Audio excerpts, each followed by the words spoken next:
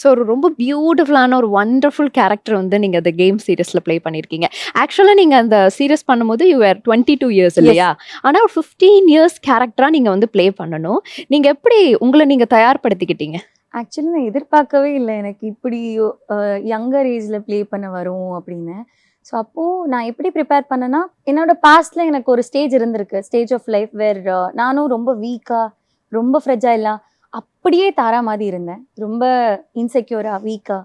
So அந்த மொமெண்ட்ட நான் recollect பண்ண ட்ரை பண்ணேன். ரொம்ப ரிகலெக்ட் பண்ண ட்ரை பண்ணி அந்த கேரக்டரோட ரிவீல் பண்ணேன்.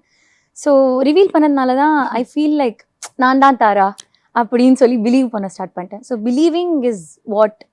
தாரா வந்துட்டு ரொம்ப பாவம், ரொம்ப வீக் அண்ட் அவளுக்கு நிறைய விஷயம் இதுல அவளோட தப்பு எதுவுமே இல்லை. அவளோட அப்பா இல்லை, அம்மா இல்லை, அவளுக்கு சப்போர்ட் சிஸ்டம் கொஞ்சம் வீக்கா இருக்கு, ரொம்ப இன்செக்யூரிட்டிஸ் இருக்கு. ஸோ இதுல எதுவுமே அவளோட தப்பு இல்லை. பட் அது அவளுக்கு தெரியாததுனால அவள் வீக்கா இருக்கா.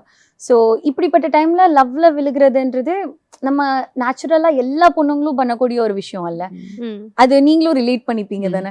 ஸோ அதே மாதிரி அவ விழும்போது அந்த லவ்வும் அவளுக்கு ஒரு பிரச்சனையா வரும்போது I felt empathy towards her. I felt lot of empathy towards her. வெளியில இருந்து ஒரு ஆளா பார்க்கணும்னா நம்மளுக்கு அது பார்த்தா கோவம்லாம் வரும். பட் எனக்கு ரொம்ப எம்பத்தி ஃபீல் ஆச்சு. நான் அப்படிதான் அந்த கேரக்டருக்கு ரொம்ப ரிலேட் பண்ணிக்கிட்டேன்.